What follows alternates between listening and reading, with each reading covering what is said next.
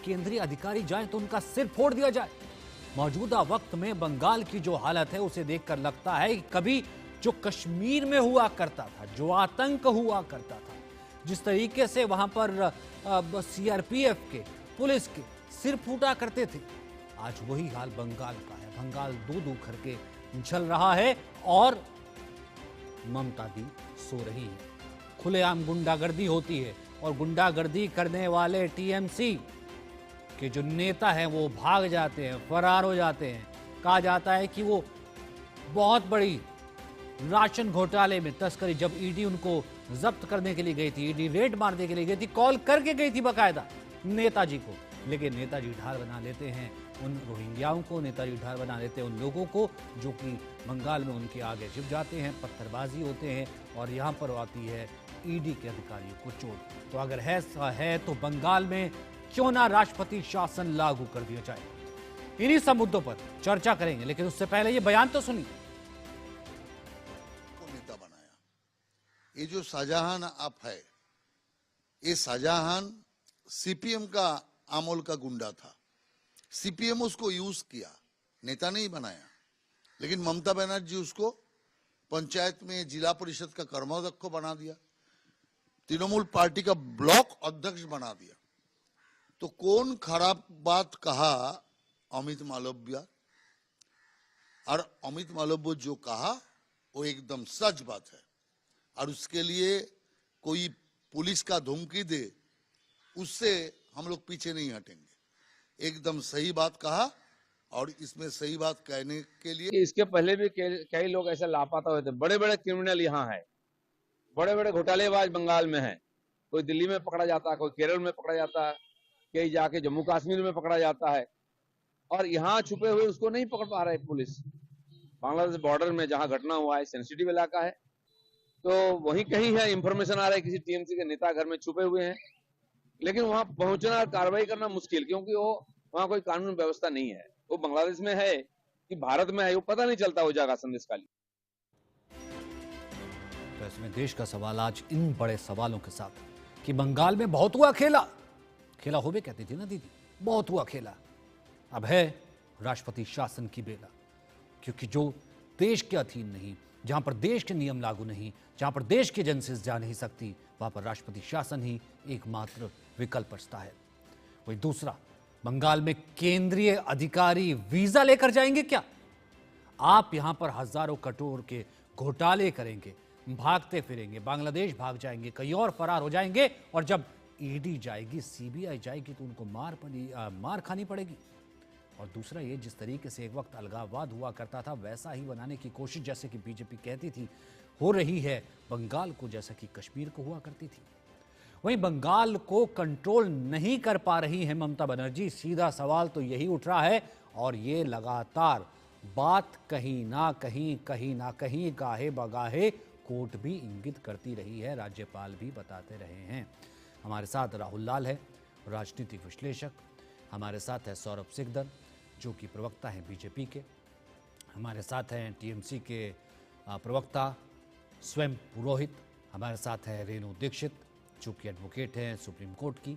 हमारे साथ है राजलक्ष्मी जोशी, जो कि राजनीतिक विश्लेषक हैं।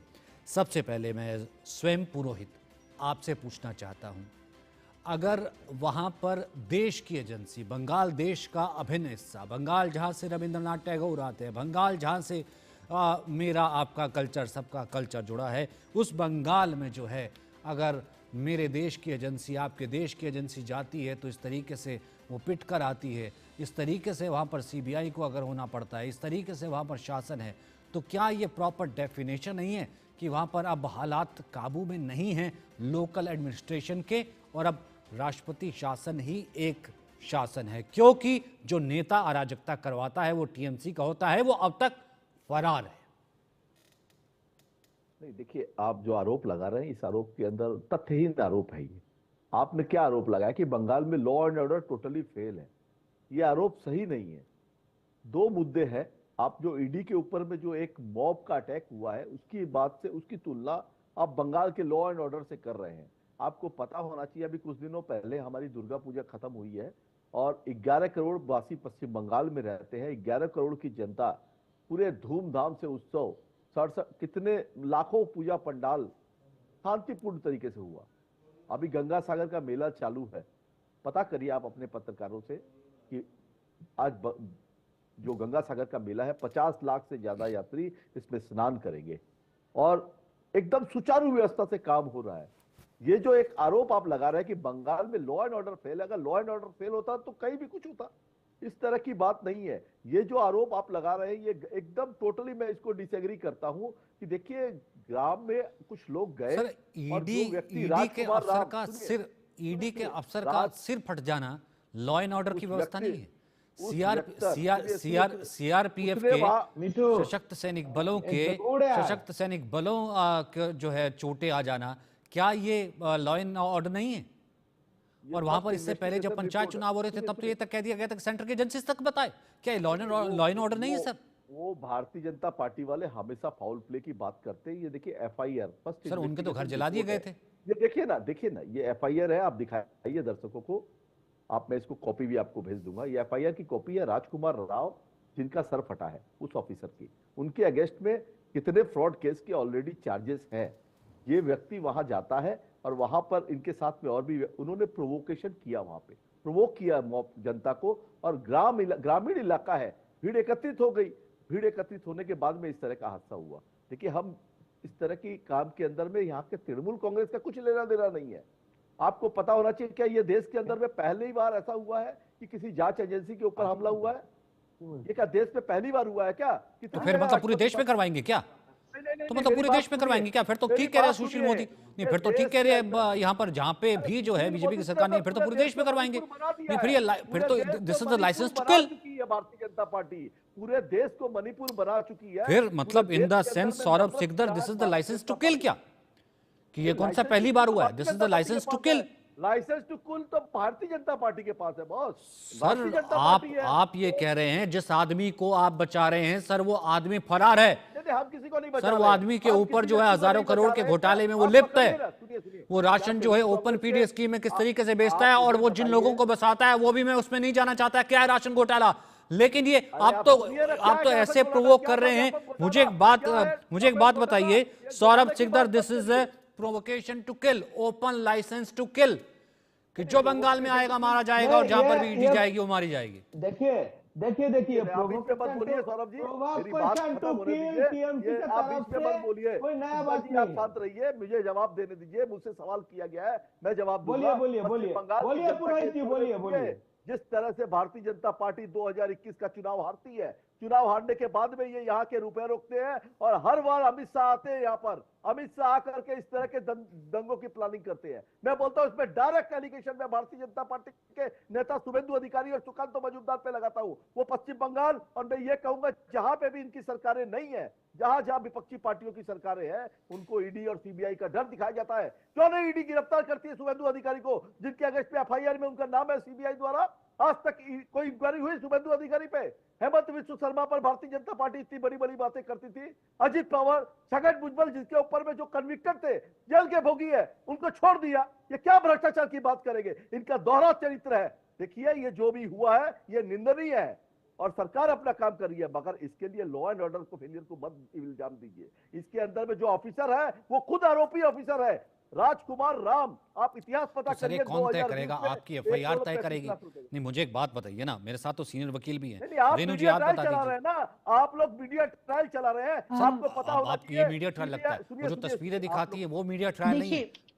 वो मीडिया ट्रायल नहीं है जो पिछले 4-5 साल से चल रहा है। सर पंचायती इलेक्शन में क्या हुआ था देखिए, खुलेआम धमकी दी गई थी, फिर जो चुन के जिसने जो है बीजेपी को वोट दिया था उसका घर जला दिया गया था, या फिर चुन के कैसे हिंसा हुई थी, कैसे सीआरपीएफ मारे थे। सर आप कह रहे हैं कि करप्ट है। सर ये तो कोर्ट डिसाइड करेगा ना, ये कौन डिसाइड करेगा? ये कोर्ट डिसाइड करेगा।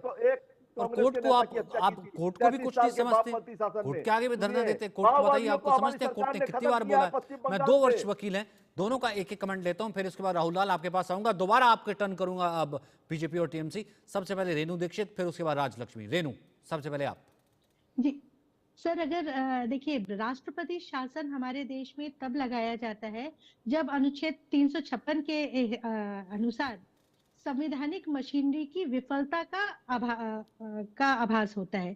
तो अगर राष्ट्रपति को राज्य के राज्यपाल से कोई रिपोर्ट मिलती है या वो आश्वस्त या संतुष्ट होता है कि राज्य की स्थिति ऐसी है कि राज्य सरकार संविधान के प्रावधानों के अनुसार शासन नहीं चला रही है, तो उस पर डेफिनेटली राष्ट्रपति शासन के लिए कहा जाता है और राज्यपाल जो है वो केंद्रीय रूप से जो नियुक्त होता है उसके माध्यम से फिर राज्य पे प्रशासन चलाया जाता है। तो अब वर्तमान परिप्रेक्ष्य में बोलिए पूरा कीजिए अपना वाक्य। हाँ सर, तो किसी भी राज्य में जो राष्ट्रपति शासन लगाने के लिए संसदीय मंजूरी आवश्यक होती है और वर्तमान परिप्रेक्ष्य में जिस तरीके से ईडी पर हमला हुआ है तो कहीं ना कहीं ये आभास होता है कि अगर संवैधानिक पदों पर जो लोग हैं जो सरकार के द्वारा निर्धारित कार्यों पर जा रहे हैं और अगर इस तरीके से हमला होता है और राष्ट्रपति को ये ऐसी स्थिति का आभास होता है कि अब सरकार नहीं हो रही, बिल्कुल ऐसा, तो ऐसी परिस्थिति में राष्ट्रपति शासन मैं तो वो लाइन कहता हूँ अभी तो ये ऐसा लगता है कि जैसे ये तो हल्के में लेने वाली लाइन है। राहुल लाल, मैं वापस आता हूँ कि एक मैं राजलक्ष्मी का कमेंट ले लूँ।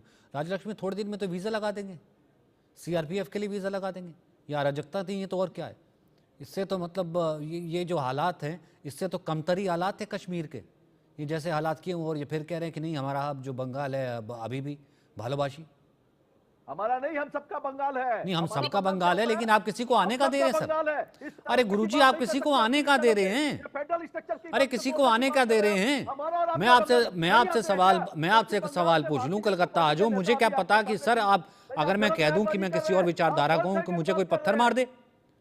सुबह लक्ष्मी, पत्थर मार दे, अगर कोई गाड़ी चढ़ा दे ग्रामीण इलाके में, नहीं ठीक है, फिर उसके बाद राहुल लाल, नहीं ठीक है, एक बार सुन लीजिए, मैं वापस आऊंगा उसी चक्र को लेकर के, मैं वापस उसी चक्र को लेकर के आऊंगा। एक बार सुन लीजिए सुबलक्ष्मी का, फिर राहुल लाल, फिर मैं वापस आऊंगा अब आपके पास स्वयं। जी सचिन जी, ये अराजकता नहीं है तो और क्या है। और देखिए, ये मैं आपको बताऊं कि ये जो पीडीएस या फिर ये जो अन्न घोटाला आप इसको अगर कह सकते हैं, तो इसकी शुरुआत कब हुई थी? मई 2020 से। और इसका खुलासा किसने किया था? तभी के जो राज्यपाल थे, जो आज के जो उपराष्ट्रपति जी हैं, जिनके ऊपर इतनी बड़ी जो मिमिक्री की थी, जो मॉकरी की थी, संसद के जो स्टेप्स सीढ़ियों पर जो बैठ के टीएमसी के सांसदों ने, वही उपराष्ट्रपति जी ने इसका खुलासा किया था। ये जो अन्न घोटाला है उसका खुलासा तभी से हुआ था और तभी से लेकर आज तक ये उनके खिलाफ इनका बहुत बड़ा एक मतलब इनको इसीलिए वो खटकते हैं उनको, क्योंकि वो उन्होंने जो भी जितने भी खुलासे किए हैं उनको खटकते हैं और कोई भी उनके खिलाफ बात ही नहीं कर सकता, टीएमसी के खिलाफ बात ही नहीं कर सकता। जो उनके खिलाफ आप अगर नॉमिनेशन भी अगर आप फाइल करते हैं, जो पंचायत इलेक्शन में अगर आप फाइल करने जाते हैं, तभी भी आपको आपके खिलाफ बहुत बड़ी संख्या में वायलेंस होगी। मतलब पूरी तरीके से अराजकता है। और ये जो आप आज बता रहे थे कि एफआईआर बता रहे थे जो ईडी ऑफिशियल के खिलाफ, आप मुझे बताइए कि ये एफआईआर कहाँ पे है जो वो मॉब ने किया? जो मैम ये खुद ही सिर फोड़ते हैं, फिर खुद ही एफआईआर भी करवा देते हैं। ये इकलौता ऐसा मामला होगा राहुल लाल। सचिन जी देखिए, आप ईडी अगर संवैधानिक संस्था है तो भाई पश्चिम बंगाल पुलिस भी संवैधानिक संस्था है, उसको भी इसी संविधान ने शक्तियां दी हैं। तो हम ये नहीं कर सकते कि दोनों संवैधानिक संस्थाओं के बीच में हम अंतर करें कि नहीं, एक को हम काफी मान्यता दें और दूसरे को बिल्कुल कह दें कि वो तो किसी के पॉकेट में। और जब देखिए, ये बात मैं सहमत हूं कि राष्ट्रपति शासन के लिए जो है कि जब लगे कि संवैधानिक विफलता की स्थिति है तो राष्ट्रपति शासन लगना चाहिए। तो फिर तब तक फिर राष्ट्रपति शासन के लिए सबसे उपयुक्त दशा अगर मैं कहीं हमें लग रहा है इस देश में जहां पे कि राष्ट्रपति शासन काफी पहले लग जाना चाहिए, वो तो फिर मणिपुर है। मणिपुर को लेकर सुप्रीम कोर्ट ने जो तमाम टिप्पणियां की कि मई में घटना घट गई थी, एफआईआर भी दर्ज नहीं हो पा रहा था, पीड़ित थाने तक नहीं पहुंच पा रहे थे, एफआईआर भी नहीं दर्ज करा पा रहे थे। और वहां पर भी हम लोगों ने देखा था एक टकराहट की स्थिति सचिन जी, कि जो वहां की पुलिस थी वो सेना पे हमला कर रही थी, तो आप बताइए, फिर उन्होंने सेना के विरुद्ध जो एफआईआर दर्ज कराए थे, वो तमाम अलग अलग घटनाएं वहां पे भी घटी थी। तो संवैधानिक विफलता का इससे बहुत बड़ा मॉडल केस अगर हम लोग संविधान के आधार पर देखें तो मणिपुर है, और मणिपुर में घटनाएं अब तक नहीं रुकी हैं। लेकिन वहां पे बारे हम लोग बात नहीं करेंगे क्योंकि डबल इंजन की सरकार है। आप बच्चे सचिन अरोड़ा जी, आपने ये भी पूछा कि क्या कोलकाता में जाऊंगा आपके हमारे ऊपर कहीं पत्थर तो नहीं चल जाएगा, मैं विपरीत कुछ बढ़ा देता हूँ। एनसीआरबी के आंकड़े देखिए, 4 जो महानगर हैं देश के, उन 4 महानगरों में सबसे कम अपराध दर कहीं पे है, सबसे ज्यादा शांति वाली स्थिति कहीं है, वो कोलकाता है। तो एक पक्षी नजर से हम चीजों का विश्लेषण करेंगे सचिन जी, तो फिर मामला फंस जाएगा। आपकी शांति की परिभाषा क्या है? आपकी शांति की परिभाषा क्या है कि रोहिंग्या को यहाँ पर आकर के बसाने देना, यहाँ पर जो है किसी यहाँ पर जो है कोई भी आकर के बस जाए, या किसी भी तरीके जो है वो अवैध नागरिक जो है यहाँ पर आ जाए, ये जो है ये आपकी शांति की परिभाषा है? सचिन जी ये बताइए, मतलब कि देश विरोधी गतिविधियों में लिप्त हो जाना। सौरभ सिद्धर जी हैं यहाँ पे। 2014 में जब से केंद्र में भारतीय जनता पार्टी की सरकार आई है, खुद इनके आंकड़े बताते हैं, तब से देश में रोहिंग्याओं की संख्या बढ़ी है। आप 2014 से पहले देख लीजिए कितने रोहिंग्या आए थे। तो रोहिंग्याओं को लाने का श्रेय अगर इस देश में किसी को जाता है तो भारतीय जनता पार्टी को जाता है। आप सीमा को मजबूत करने का काम कर। मैं इसका जवाब देना चाहता हूं। मैं इसका जवाब देना चाहता हूं। सौरभ सिद्धर जी आपका है, आप बॉर्डर को मजबूत करेंगे कि वहां पे इन्फ्लुएंसेशन ना हो सके वहां पे। देखिए रोहिंग्या को बंगाल के जरिए भारत में एंट्री किया गया, और इसके लिए ममता बनर्जी का सरकार दायी है। बंगाल के जरिए वोट बैंक बंगाल के जरिए इसी का वोट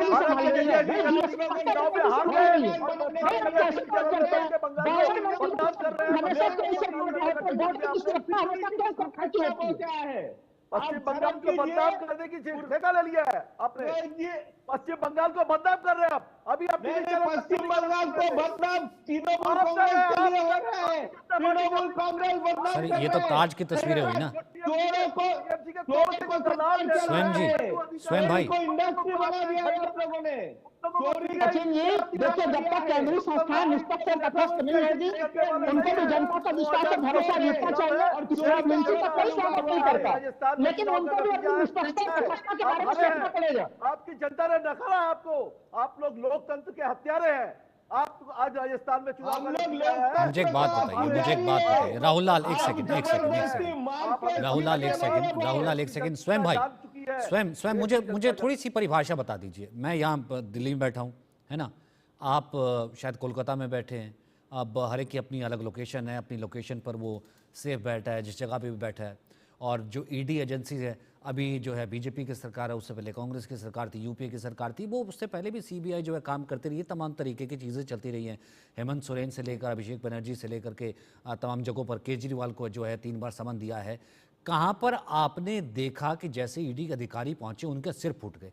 कहाँ पर आपने देखा कि जैसे चुनाव आया सीआरपीएफ के जो है सिर फूट गए, उनकी बंदूकें उन्हीं के ऊपर चलने लगी? मुझे स्वयं भाई ये बता दीजिए, जहां पर आप ये कह रहे हैं कि आपको कहाँ लगी हिंसा की तस्वीरें? स्वयं हिंसा की तस्वीरें ऐसी है कि मैंने जो एफआईआर आपको दिखाई, ये एफआईआर है। अरे कौन सा एफआईआर? अरे सुनिए ना, चुप रहिए ना, चुप रहिए, चुप करो। अरे सुनिए ना, नहीं आप एक चीज बोलिए यहाँ पे, पुरोहित जी एक चीज बताइए। चुप रहिए पहले, चुप रहिए, चुप रहिए, आप ऐसे नहीं चुप करा सकते, आप ऐसे नहीं चुप करा सकते। सुनिए बात, आप पहले बताइए, आप क्या चाहते हैं, शाहजहां से अरेस्ट हो या नहीं? आप चाहते हैं शाहजहां से अरेस्ट हो या नहीं? चिटिंगबाजी नेता है। मेरी बात, आप खुद क्या चाहते हैं? आप जो अधिकारी है, आप खुद क्या चाहते हैं? शाहजहां शेख को अरेस्ट होना चाहिए कि नहीं चाहिए? दिल्ली की एफआईआर है, अरेस्ट होना चाहिए कि नहीं चाहिए? आप चुप नहीं कर सकते हैं। ये 2022 की एफआईआर है, एफआईआर नंबर RC। अरे आप ये बताइए ना, आप चाहते हैं कि शाहजहां से अरेस्ट हो? एफआईआर तो ईडी ने भी की ना, मामला तो ईडी के पास भी गया, एफआईआर तो पीडीए घोटाले में भी हुई, उस एफआईआर का क्या? आप मेरी बात, एंकर महोदय आप सुनिए मेरी बात, ये 2022 की एफआईआर है, ये अभी की एफआईआर नहीं है। नहीं आप चाहते हैं शाहजहां से? आप चुप रहिए ना, अरे आप चुप रहिए, आप चाहते हैं शाहजहां से अरेस्ट? आप चुप रहिए, अकेले ही बोलेंगे क्या? आपका अकेले का शो है क्या? आप अकेले का शो है क्या? चलिए बांग्ला के आप नहीं, आप क्या खुद अकेले ही बोलेंगे क्या? आप ही बोलते जाएंगे, बोलेंगे हमारे और किसी को बोलने का मौका नहीं देंगे क्या? आप दूसरे के टाइम पे भी बोलिएगा, मेरे टाइम पे भी बोलिएगा। आपका क्या यहाँ टाइम पे है? भी दादागिरी है क्या? यहाँ पे भी दादागिरी है क्या? ममता के पुलिस को लेके आए हो क्या? शो में भी ममता का पुलिस आए है क्या आपके साथ? उसके जोर में दादागिरी कर रहे हो क्या? ये नहीं चलता है पुरोहित साहब, ये नहीं चलता है पुरोहित साहब। झूठ के पराकाष्ठा में आपका सरकार चल रहा है, ये नहीं चलता है। आपसे मैंने एक सवाल पूछा है, आपसे एक सवाल पूछा है, चोर कौन है? शुभेंदु अधिकारी चोर है कि नहीं है? नहीं, आप एक चीज चोर है कि नहीं है? बताइए, शुभेंदु अधिकारी चोर है कि नहीं है? कोयला और बाली, कोयला और बाली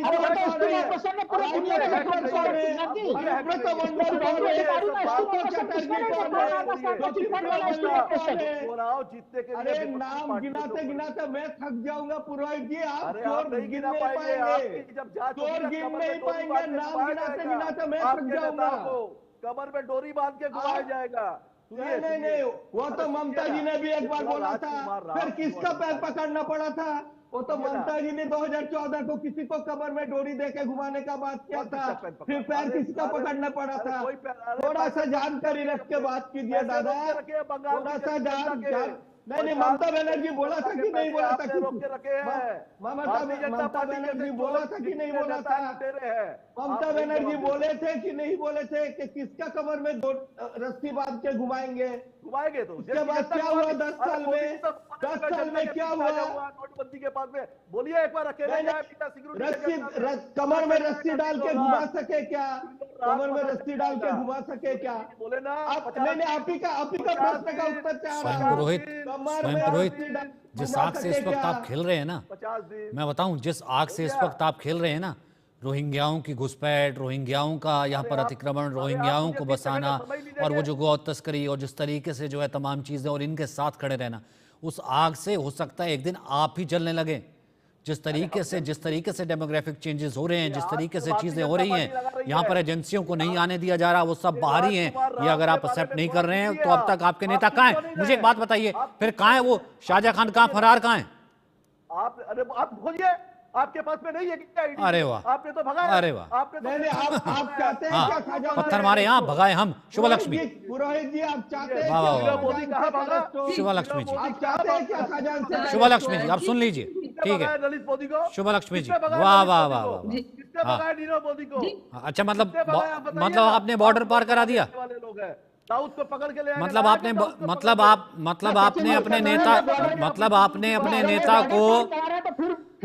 आपने अपने नेता को बॉर्डर पार करा दिया?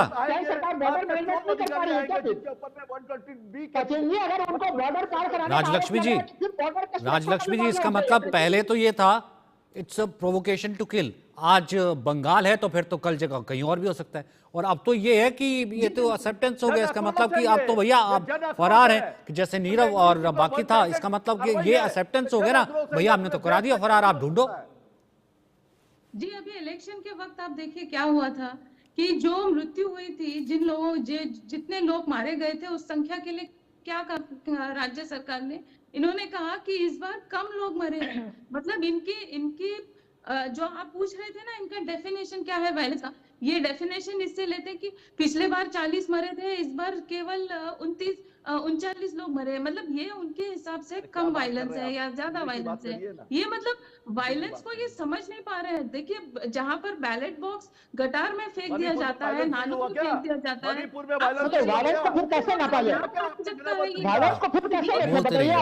बोलते रहिए सर। मणिपुर की कांग्रेस, देखिए कांग्रेस की नहीं, मणिपुर के लिए मुझे एक बात बताइए, स्वयं मुझे एक बात बताइए, एक सेकंड, स्वयं मुझे एक बात बताइए, एक लाइन में जवाब दीजिएगा, फिर उसके बाद राजलक्ष्मी, फिर अरुण लाल, नहीं फिर राहुल लाल। एक सेकंड, स्वयं मुझे एक लाइन में जवाब दीजिएगा। मणिपुर की स्थिति को नियंत्रण में करने के लिए वहां सेना की मदद भी लेनी पड़ी। मणिपुर की स्थिति बहुत गंभीर म्यांमार से भी रिलेटेड है, मणिपुर की स्थिति बहुत गंभीर हमारे बॉर्डर से रिलेटेड है। अब मुझे एक बात बताइए, वहां सेना की भी मदद लेनी पड़ी, और यही हाल जो अगर हमारे बंगाल का होगा तो क्या ये हाल बंगाल में होने दिया जाएगा? बताइए, मंजूर होगा? स्वयं बताइए। ये जो FIR है, ये राजकुमार राम के खिलाफ एफआईआर है 2022 पे, जिसकी संपत्ति बढ़ी 120B के अगेंस्ट में। ये उतारे सेना, 109 सेक्शन 120B नॉर्मल चाहिए तो सेना उतारते हैं, नॉर्मल चाहिए सेना उतारते हैं। सेना आपके हाथ में उतारिए ना, कौन मना कर रहा है? लगाइए राष्ट्रपति शासन कर। अभी नहीं, आप खुद चाहते हैं क्या खजांची से अरेस्ट हो? आप खुद चाहते हैं क्या खजांची से पार्टी अरेस्ट हो? जब चुनाव ठीक है, जीत नहीं सुलक्षणा पाई, अपनी बात पूरी भारतीय जनता कीजिए। पार्टी चुनाव हार गई। अब ये ईडी, सीबीआई और राष्ट्रपति शासन का भय दिखा के बंगाल की जनता को माथा न तो नहीं कर सकती है। ममता बनर्जी के ऊपर में कोई भी आरोप आप नहीं लगा सकते हैं। जिस तरह से लॉ एंड ऑर्डर बंगाल में अच्छी तरह से काम करता है, अगर ये छोटी मोटी कोई घटना कहीं होती है उसके साथ में पूरे जी यही तो एटीट्यूड है कि ममता बनर्जी पर कोई आरोप नहीं लगा सकता। मतलब ये बिल्कुल कुछ गलती नहीं कर सकते। 2002 में गुजरात में दंगा फैलाने वाले लोग, उस समय इस्तीफा उस समय के प्रधानमंत्री की बात सुनिए। राज धर्म के नाम पर स्वयं अब सुनना भी सीखिए, स्वयं अब सुनना भी सीखिए। सिर्फ मारना सीखा है, पत्थर वत्थर तो नहीं आते में। क्या हुआ गुजरात में? पत्थर तो नहीं। किसने दंगे फैलाए थे? किसने दंगे फैलाए थे? वही देश चला रहे हैं, दंगेबाज लोग देश फैला रहे हैं। अमित शाह आते हैं बंगाल में, उसका जवाब देशवासी दे दिया। अमित शाह आते हैं। स्वयं पुरोहित आपने बोला ना, मैंने आपकी पूरी बात रखी। आप एक ऐसे स्टेट से आते हैं जहां पर मेरा जवान पिट रहा है, वहां पर आप उसे पीटने की धमकी देते हैं। वहां पर आप उसको कहते हैं कि आइए तख्ती टांग के भगा देंगे। वहां पर सीबीआई आती है तो सीबीआई को आप कहते हैं कि किस तरीके से बाहर निकालेंगे। ये लोकतंत्र राजतंत्र नहीं है। आप फिर लोकतंत्र की बात करते हैं। चुप रहिए, थोड़ी शर्म आनी चाहिए थोड़ी सी आपको। राजलक्ष्मी अपनी बात पूरी कीजिए, फिर उसके बाद राहुल लाल। एक सेकंड, डिसिप्लिन के साथ 1 by 1। यस, आपके चैनल में डिसिप्लिन आपको मेंटेन करना चाहिए। आप डिसिप्लिन मेंटेन नहीं कर रहे हैं। राजलक्ष्मी की आवाज सिर्फ, फिर राहुल लाल। सचिन जी उनसे पूछिए कि उन लोगों के खिलाफ एफआईआर कहाँ पे है जिन्होंने ईडी पे हमला किया था, उनके ऊपर क्या कार्रवाई की है और ये कब लेके आएंगे वापस वो जो दोषी है जिसके खिलाफ ईडी ने रेड मारी थी। ये अन्न घोटाला कैसे हो सकता है जहां पर देखिए जो लोग अन्न देने वाले हैं, एफसीआई के गोडाउन के बिना हो सकता है क्या? एफसीआई किसके हाथ में है? फूड कॉर्पोरेशन ऑफ इंडिया किसके कंट्रोल में है? आप कैसे कह सकते हैं कि ममता दीदी पर कोई आरोप नहीं लगा सकता? उन आरोपों को आप क्लियर करें। आप देखिए क्या आरोप है। सुनिए, ईडी के खिलाफ आप जाएंगे, भारतीय जनता पार्टी के सारे टोट के फेल होने वाले हैं। ये जितना इन्होंने ईडी सीबीआई को, आपने क्यों नहीं अजीत पवार पे कार्रवाई की? सामना कीजिए। पार्टी से कोई लेना देना नहीं, ना ही मुझे टीएमसी से लेना देना है, मुझे उस जवान से लेना देना है, मुझे एजेंसी से लेना देना है। राहुल लाल जो जाकर के पिट जाता है और जिसको ओपन प्रोवोकेशन के लिए कहा जाता है कि वो आएगा तो पिटेगा, और उसको ऐसी स्थिति देखी जाती है। सर यूपी भी तो जाती है, झारखंड भी तो जाती है, केजरीवाल पर तो 3 बार भी तो छापा मारा। सर ये स्थिति होगी राहुल लाल। मैं राहुल लाल उस स्थिति की बात कर रहा हूं। और इस वक्त रोहिंग्या स्थिति क्या है राहुल लाल, आपसे बेहतर, मुझसे बेहतर एक शहरी होने के नाते नहीं जान सकता, कोई नहीं मान सकता कि इस वक्त क्या स्थिति है, कैसे वहां निकलती है दुर्गा पूजा, अष्टमी और तमाम जो चीजें होती है, कैसे कैसे डेमोग्राफी चीजें जो है कैसे हो रही हैं। राहुल लाल आपसे बेहतर, क्योंकि आप विश्लेषक भी हैं और आप जो है एक ऑथर भी हैं, आपसे बेहतर नहीं जान सकता। आप जानते हैं ये चीजें देश की सोवेनिटी के लिए एक खतरा है। राहुल लाल, फिर उसके बाद रेणु जी। सचिन जी बस हमें कुछ थोड़ा सा समय दीजिएगा। देखिए तमाम जो संस्थाएं हैं, केंद्रीय संस्थाएं चाहे स्टेट की संस्थाएं, हमें उन सबों पर भरोसा करना पड़ेगा। और हमारे नीति निर्माताओं के लिए बहुत आवश्यक है कि जो फेडरल सिस्टम है, आप राज्यों के अधिकार और जो केंद्र के अधिकार है, उन दोनों के बीच में समन्वय की स्थिति बने। आप अगर अंधाधुंध ढंग से देखिए, 2 पहलू हैं इसके। सबसे पहला देखिए, मॉब लिंचिंग किसी प्रकार का नहीं होना चाहिए, उसका कोई समर्थन नहीं कर रहा है, नंबर 1। नंबर 2, लेकिन हमारी एजेंसियों की जो स्थिति है यहाँ पे कि वो जिस तरह से चुन के विपक्ष को टारगेट कर रहे हैं, आप जनता के बीच में क्या परसेप्शन बनाना चाहते हैं केंद्रीय एजेंसियों का, कि केंद्रीय एजेंसियां सत्तारूढ़ पार्टी के लिए केवल टूल है जो कि चुनाव के पहले एक्टिव होती है और विपक्षी पार्टियों के ऊपर कार्रवाई करती है। ये परसेप्शन बनना हमारे डेमोक्रेसी के लिए खतरनाक चीज है। और देखिए अगर आंकड़े हम लोग देखते हैं, 2004 से 14 के आंकड़े देखिए और अभी के आंकड़े देखिए, पहले जो होते थे लगभग 200 पक्षों के ऊपर जो है कि इन एजेंसियों की कार्रवाई होती थी, लेकिन आज के समय में स्थिति यह है कि 95% जो कार्रवाई हो रही है वो सीधे सीधे केवल जो है वो विपक्ष के लोगों के ऊपर हो रही है। दूसरी चीज की अगर ईडी को भी ये चीज चाहिए कि वो कम से कम सुचिता बना के रखे अपने अधिकारियों की। अगर ईडी के अंतर्गत कोई अधिकारी भर्ती है तो वो कम से कम वो कैसे ईमानदार है, ईमाननिष्ठ है या नहीं है, आप जिनको रेट पे भेज रहे हैं वो कैसे भरोसे लायक है या नहीं है, इसके ऊपर भी ध्यान रखना चाहिए। सर वो सीआरपीएफ के साथ पहुंचे थे, ये देख लीजिए तस्वीरें, वो सशस्त्र बल के साथ पहुंचे थे, लेकिन वहां पर वो जो नेता मौजूद थे वो उस वक्त प्रोवोकेटिव वहां पर वो भाषण देने लग जाते हैं कि आपको उखाड़ने आए हैं। सर इतनी बंगाली तो आप भी जानते होंगे, वो आपको उखाड़ने आए हैं, आपको यहाँ से जो है खदेड़ने आए हैं। वो जिनको जो है so called you and me, मुझे नहीं लगता कि हम आतंकियों का दर्जा जो है, जिस तरीके से जो घुसपैठ करके शरणार्थी आते हैं और घुसपैठियों का दर्जा देने के लिए भी है, कुछ लोग खड़े हो जाते हैं कि नहीं हम घुसपैठियों का दर्जा भी नहीं देना चाहिए। सर उनको आगे कर देते हैं, पीछे से वो भाग जाते हैं, उनके हाथ में होते हैं बड़े बड़े पत्थर। मैं एक सवाल पूछ रहा हूँ, मैं कह रहा हूँ कि देखिए घुसपैठिए कैसे घुस जा रहे हैं, यही सवाल तो मैं बार बार पूछ रहा हूँ। बॉर्डर मैनेजमेंट करने का काम स्टेट गवर्नमेंट करती है कि सेंट्रल गवर्नमेंट करती है? बॉर्डर की सुरक्षा की जिम्मेदारी पश्चिम बंगाल सरकार को तो नहीं दिया गया है संविधान में। भाई केंद्र और राज्य के दोनों के अपने अपने अधिकार है, तो पूरी तरह से जो है कि यूनियन को मैटर है बॉर्डर सुरक्षा का मामला।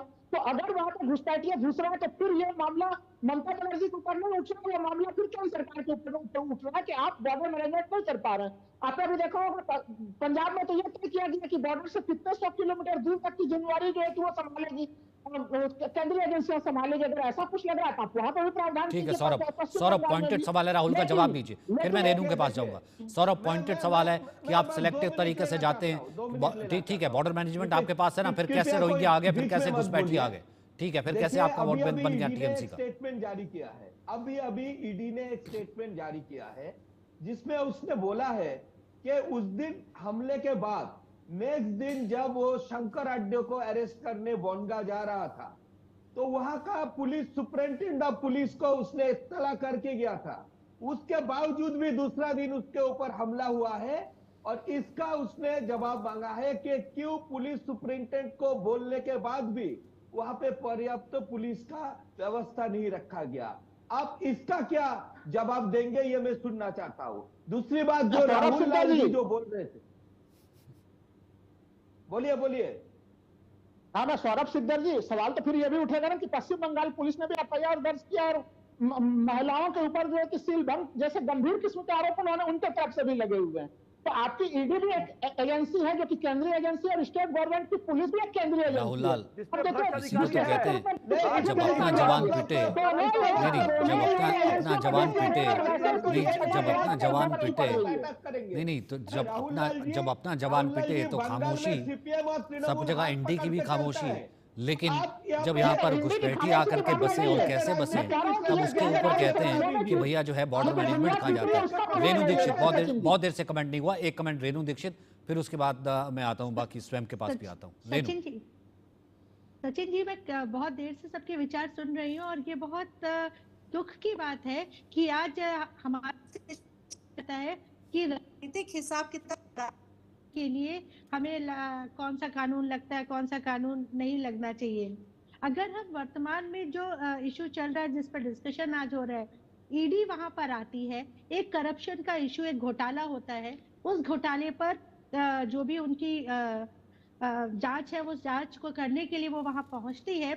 उसके बाद ईडी के अधिकारियों पर हमला होता है। अगर हम एक सिंपल सिर्फ इसी इशू पर देखें तो कैसे कोई इस चीज को डिफेंड कर सकता है? कोई सीधा प्रोवोकेशन, आप यहाँ आओगे आके देखो, जहां जब ये इशू आ जाते हैं तो कहीं ना कहीं डेमोक्रेटिक सिस्टम ही पूरा का पूरा उस पर्टिकुलर राज्य का या देश का हिलने लगता है।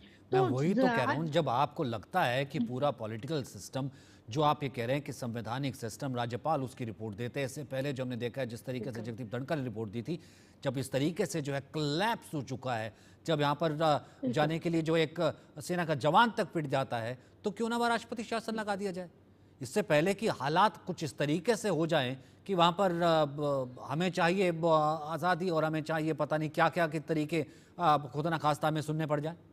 रेणु, आप तो कानून की कितनी बड़ी जानकार हैं।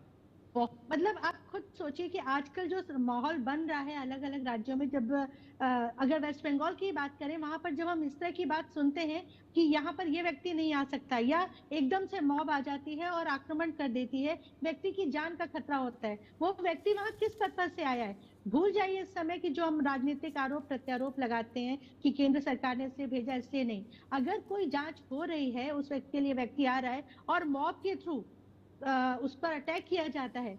तो इस तरीके से तो कहीं ना कहीं हम पूरी तरीके से, मुझे लगता है कि राज्यपाल की समझ के हिसाब से एक रिपोर्ट जो है वो भेजनी चाहिए कि इस समय राज्य में ये स्थिति है, और इस स्थिति के हिसाब से बिना किसी राजनीतिक द्वेष के जो सही डिसीजन है, जो जनता के लिए, जो वहां की जनता को डेमोक्रेटिक बताने के लिए चले, वो उस रास्ते पे चलना चाहिए। ठीक है, मैं रेणु जी ये बता दीजिए, आप राष्ट्रपति शासन की वकालत कर रही हैं, तो राष्ट्रपति शासन नहीं, राष्ट्रपति शासन की वकालत नहीं कर पहले आना रही। वो कह रही कि वो ऐसा शासन जो कि कोलैप्स हो जाए, वो ये कह रही, अरे वो कह रही वो ऐसा शासन जो कोलैप्स हो जाए, जो कानून की नजर में भी कोलैप्स हो जाए। वो एग्जांपल यहाँ पे दे रहे। राहुल लाल आप एक जवान के सिर फटने की या फिर उनको चोटें लगने की वकालत क्यों कर रहे हैं? वहां पे जवान की हत्या हो रही है, मणिपुर में वहां पे जवान की हत्या हुई। मैं कह रहा हूँ वहां पे कोलैप्स हो चुका है, तब तो फिर उस जगह पर केंद्र सरकार को सबसे पहले राष्ट्रपति शासन लगाना चाहिए। स्वयं पुरोहित जवाब पहले हम जहां हो रहा है, पहले यहाँ पर जवाब पहले घटना तो देखें, पिछले मई से लेकर अब तक कल रात तक इंतजार करे राहुल लाल, पत्थरबाजी शुरू हो जाए, इंतजार करे कि कॉफिन आने लगे, इंतजार करे कि जहां पर जा नहीं सकते, इंतजार करे कि अलगाववादी वहां पर बन चुके हैं, इंतजार करे वहां पर कि नारायण तक भी उसके बाद क्या होता था, इंतजार करे उसके बाद कैसी मॉब निकलती थी, ऐसी स्थिति इंतजार करें। वो स्थितियां क्यों आएंगी? देखिए सचिन जी, देखिए आपको केंद्र राज्य संबंधों में जो तनाव की स्थितियां बन गई है, फेडरल स्ट्रक्चर में आप राज्यों के साथ आप वार्तालाप करने के लिए तैयार नहीं है। केंद्र सरकार की जिम्मेवारी होती है कोऑपरेटिव फेडरलिज्म, सहकारी संवाद हमारा संविधान बात करता है, जहां केंद्र और राज्य आपस में तालमेल बना के काम करेंगे, दोनों जनता की भलाई के लिए। अरे भैया, तालमेल तब बनता है ना जब दो साथ बैठने को तैयार हो। जब यहाँ तो अपने ही जवान को मारने के लिए सामने वाला तैयार है और पुलिस को वो एक्शन दे देती है, तो मुझे एक बात बताइए, इसका मतलब उन्होंने तो पैरेलल आर्मी खड़ी कर दी, मेरे लिए तो वो दूसरा देश हुआ। स्वयं पुरोहित दूसरा देश कैसे हो जाएगा? और क्या संविधान से चल रहा है।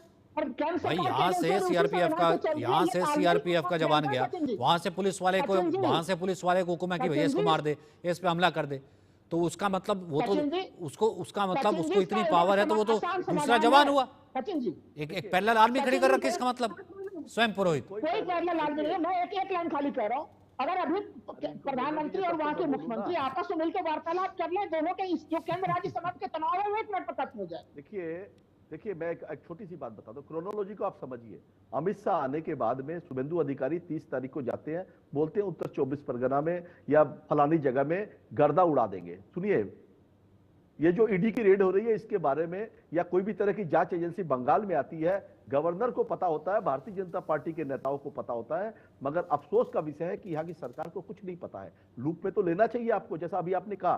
देखिए जो अधिकारी गया राजकुमार राव, इसके ऊपर में ऑलरेडी करप्शन चार्जेस लगे हुए हैं।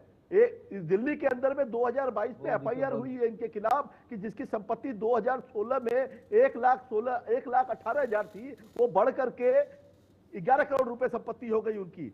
तो ये भ्रष्ट ऑफिसर राजकुमार राव जाते हैं और उनके ऊपर में अगर वो किस तरह का, ये ऐसे लोगों को, ऐसे ऑफिसर भ्रष्टाचार की जांच करेंगे, ये भारतीय जनता पार्टी के एजेंट बन करके काम कर रहे हैं। और ये केंद्र सरकार का जो फेडरल स्ट्रक्चर है, ये लचक टूट चुका है। शंकराध्याय, देखिए यहाँ भारतीय जनता पार्टी की सरकार शंकराध्याय कौन है? शाहजहां शेख कौन है? नहीं, देखिए जो तृणमूल कांग्रेस के कोई भी नेता के ऊपर में अनुव्रत मंडल कौन है? शाहजहां शेख नाम लेता हूं। अगर क्या उनको रोका गया? ईडी अधिकारी ने अपना काम नहीं किया? पार्थो चटर्जी को नहीं पकड़ा गया? देखिए कोई तो आप भी चाहते हैं ना शाहजहां पकड़ा जाए? नहीं, एकदम पकड़िए ना, कौन मना कर रहा है? नहीं, पुरोहित साहब आप चाहते हैं कि नहीं चाहते हैं कि शाहजहां पकड़ा जाए? नहीं, कौन मना कर रहा है? जांच करिए ना, कौन रोक रहा है? अरे वो तो खुद कह रहे हैं कि जैसे नीरव फरार हो गया, वैसे वो भी फरार हो गया, पता नहीं कहां फरार करवा दिया हो गया। आपको क्या, आपको ईडी और सीबीआई का आपका मत क्या है? वो पकड़ा जाना चाहिए कि नहीं पकड़ा जाना चाहिए? 100% अगर आप चोरी करेंगे तो आप पहले जेल में होना चाहिए। शाहजहां से पकड़ा जाना चाहिए कि नहीं पकड़ा जाना चाहिए? मुझे बताइए, अजीत पवार क्यों भारतीय जनता पार्टी में है? नहीं, अगर आपको लगता है कि शाहजहां से पकड़ा जाए, आपको शर्म आनी चाहिए। पकड़ा जाए सरकार है, आप क्यों नहीं बोलते? अगर वो पकड़ ले, आप क्यों नहीं बोलते आपको पुलिस को उसको पकड़ना, अगर आप चाहते कि पकड़ा जाए? सौरभ जी कुछ मत करिए ना, अमित शाह को बोलिए उनको भारतीय जनता पार्टी का झंडा पकड़ा देंगे, थोड़ी जेल जाएगी, थोड़ी उनके घर में ईडी जाएगी। भारतीय जनता पार्टी का झगड़ा झंडा पकड़ाइए, भारतीय जनता पार्टी का कपड़ा पकड़ाइए, भारतीय जनता पार्टी क्या करेगा? भारतीय जनता पार्टी पे छोड़ दीजिए। आपको क्यों इतना चिंता हो रहा है कि आपको छोड़ के सब आ रहा है? वॉशिंग पाउडर भाजपा चिंता हो रहा है कि सब आपको छोड़ के जा रहा है। लुटेरे आप हैं, आप लोग लाइसेंस देते हैं। ये पूरा बंगाल देखा है किसके घर से नोटों की गड्डी निकलता है। तो पैसे पूरा देश देखा है किसके घर से नोटों की गड्डी निकल रहा है के नाम से और इंडिया के चोर यहाँ की सरकार से आप डरे हुए हैं। अच्छा, किसके घर से नोटों का गड्डी निकला है? बैकडोर से किसके घर से नोटों का गड्डी निकला है? आप ही का मंत्री के घर से निकला है ना? आप ही का मंत्री के घर से निकला है ना? बीजेपी का किसी के घर से तो नहीं निकला है। तो चोर कौन हुआ? चोर कौन हुआ? बीजेपी के घर एजेंसियां जाएगी तब तो कैसे निकलेंगे ना? बीजेपी के नेताओं के घर तो एजेंसियां जाती ही नहीं है सिकदर जी। आपके बीजेपी तो 10 साल पहले सत्ता में नहीं थे, आप ही लोग मिलजुल के चला रहे थे। कितने बीजेपी के नेता के घर से नोटों का गड्डी निकाला है? आपके बीजेपी के अध्यक्ष से रिश्वत लेते हुए पकड़े गए थे। आपके किसने मना किया सर? आप भी जाइए ना कोर्ट, आप भी जाइए ना, प्रोसीडिंग को लेकर के जाइए ना। राजलक्ष्मी, राजलक्ष्मी आप जाइए ना। आप पीडीएस का राशन लेकर के 30% जो है खुले बाजार में बेच देते हैं। राजलक्ष्मी, आप 30% खुले बाजार में बेच देते हैं। आप पूरे देश में जो है चारे का घोटाला कर देते हैं। आप तमाम तरीके की लैंड कर देते हैं। आप यहाँ पर जो है नौकरियां दे देते हैं लैंड के जरिए। और लेकिन आप कहते हैं कि एजेंसी जो है वो बाइस्ड है, वो यहाँ पर एंटर ना करे। क्या हुआ बताइए मुझे? व्यापक घोटाले में काम करे तब तो ये चीज कहा जा रहा है ना। वाह, एजेंसी अगर सबके ऊपर कार्रवाई करे कोई नहीं कहेगा ये चीज। प्रधानमंत्री नहीं ठीक है। तो राहुल लाल इसका मतलब, राहुल लाल इसका मतलब फिर मैं राजलक्ष्मी बात आऊँ। राहुल लाल इसका मतलब तो जो बंगाल में हुआ वो ठीक है, कल को वो बिहार में भी होगा जो कह रहे हैं सुशील मोदी, कल को वो दिल्ली में भी होगा, कल को वो झारखंड में भी होगा।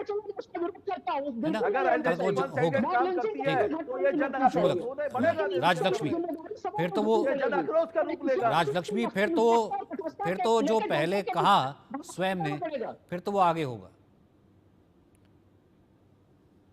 जी देखिए सचिन जी, ये ऐसा तो नहीं है कि केवल भाजपा ने ऐसा कोई आरोप लगाया है। आपने अगर सुना होगा तो अधीर रंजन जी ने भी ये पूरे खुलासा किया है कि किस तरीके से पूरी अराजकता फैल गई है, कैसे वो कोई भी बाहर का कोई भी इन्वेस्टिगेटिंग ऑफिसर भी नहीं आ सकता, और किस तरीके से आपने देखा होगा कि किस तरीके से 800 से 1000 लोग आते हैं तो उसका सर फोड़ देते हैं आप लोग पकड़ के। हम नहीं फोड़े पाए, अगर कांग्रेस जाने के चोर आते, ये जो है टीएमसी ने ये पूरी अराजकता फैला दी है कि कोई भी उनके ऊपर आरोप ही नहीं लगा सकता, कोई एक्शन ही नहीं लगा सकता। चुन के घर जला दिए थे, चुन के किस तरीके से लोगों को मारा था वो भी हमने देखा था चुनाव में। और वो ये भी बताया था पब्लिक डोमेन में कि क्योंकि इसने वोट डाला था फलानी पार्टी फलानी विचारधारा की तरफ। मैं तो नाम ही नहीं लेना चाहता, मैं तो चाहता ही नहीं कि किसी धर्म या किसी वोट या किसी बीजेपी का आए, लेकिन इस तरफ चल पड़ी है बेला। थोड़े दिन में चीजें जो है, क्योंकि वहां पर ले जाया गया था, क्योंकि ये इस विचारधारा की पार्टी है इसलिए घर जला दिया गया। इस विचारधारा का अलाउ ही नहीं है। और वो कौन सा बॉर्डर था जिस बॉर्डर पर जो है ये पूरा पीडीएस तमाशा और तमाम चीजें चल रही हैं। सुनिए ना, अगर दम होता तब तो फिर सौरभ सिंह उसी में राष्ट्रपति शासन लगा देते। तब तो चुनाव के बाद राष्ट्रपति शासन लगा देना चाहिए था वहां पे उसी समय में। कि अगर चुन के इस देश में डेमोक्रेसी में यह स्थिति हो रही है कि कोई अगर किसी विरोधी विचारधारा के ऊपर दिख ही रहा है ना, अब दिख रहा है। Renu Dixit, this is the perfect case for president's rule. Renu Dixit, now this is the perfect case for president's rule. Bharatiya Janata party नहीं बोल रहा है कि ओके, एक सेकंड सौरभ। रेणु दीक्षित, सचिन जी, इस पर अगर हम केवल इस एक केस को देखें, यहाँ पर अब जो इस समय घटना घटित हुई है, हम पुराने मामलों में जाए, मणिपुर में क्या हुआ, दूसरी जगह क्या हुआ ना, मणिपुर का घटनाक्रम अभी खत्म नहीं हुआ मैडम, वो घटनाक्रम अभी चल रहा है, इसीलिए वो मामला आता है। उसके लिए आप इसी पर भी मत मानिए, वो चलता रहेगा। क्या है तो राहुल जी, वो एक अलग इशू है, उस पर भी हम बात करें। डबल इंजन सरकार। हाँ सर, देखिए राहुल जी, मैं पर्सनली, सचिन जी, ये बहुत क्लियर बात है कि हम एक साथ एक घटना को जस्टिफाई करने के लिए या उसको रूल आउट करने के लिए हम दूसरी घटना का हवाला दें, मुझे ये सही नहीं लगता। मणिपुर में क्या घटित हुआ, क्या सही था क्या गलत था, वो एक अलग विषय, उस पर अलग बात होती है। इस समय अगर हम ईडी की और वेस्ट बंगाल की वहां की बात कर रहे हैं, तो राज्यपाल ने ममता सरकार से रिपोर्ट मांगी है और कहीं ना कहीं ये पुलिस की विफलता उन्होंने दर्शाई है। और मैं किसी एक राज्य की के पक्ष या विपक्ष में नहीं बोल रही हूँ राज्य सरकार की, पर मेरा पर्सनली ये एक परफेक्ट केस है जहां पर अगर केंद्रीय जांच एजेंसी जा रही है और इस तरीके से ये कहीं ना कहीं मुझे एक ऐसा मामला प्रतीत होता है जहां पर एक अचानक मॉब वहां पहुंच जाती है और इस तरह हमला होता है, जांच के लिए रोका जाता है और ईडी के अधिकारी ये कह रहे हैं कि उनको ये पता था मोबाइल टावर सिग्नल से कि वो शेख जो है शाहजहां शेख वो अंदर है, मौजूद हैं। तो कहीं ना कहीं हमें इस तरीके के जो बातें हैं जहां पे पता है ईडी रेड डाल रही है, किसी सही पर्पस से डाल रही है, तो ये जो चीजें हो रही जिसमें हम जबरदस्ती ये कहें कि नहीं इस सरकार को ये जो राजनीतिक द्वेष है उसकी वजह से हो रहा है, मैं पर्सनली मानती हूँ यहाँ पर ये राज्य पुलिस की विफलता है, राज्य प्रशासन की विफलता है। रेणु जी देखिए, बड़ा ध्यान से सुना मैंने आपकी बातों को। रेणु जी देखिए, आप कह रहे हैं कि इस घटनाक्रम को बाकियों से अलग करके देखना चाहिए। भाई देश एक है, संविधान एक है, तमाम जगह पे वही संविधान लागू होने, तो संविधान के लागू होने राहुल भाई बंगाल एक नहीं है ना, लेकिन राहुल भाई बंगाल एक नहीं है ना, राहुल भाई बंगाल एक नहीं है ना। दिल्ली में आकर के जवान नहीं पिटते, यूपी में आकर के जवान नहीं पिटते, बिहार में जाके जवान नहीं पिटते सर, ऐसा बिहार में भी जवान नहीं पिटते और मणिपुर तक में भी जवान नहीं पिटते। बंगाल अलग है सर, क्योंकि खेला तो हो चुका है, खेला हो बे सर। कब तक डिफेंड करेंगे, कब तक डिफेंड करेंगे? आपको और हमको तो इस देश को एक साथ रहना है ना।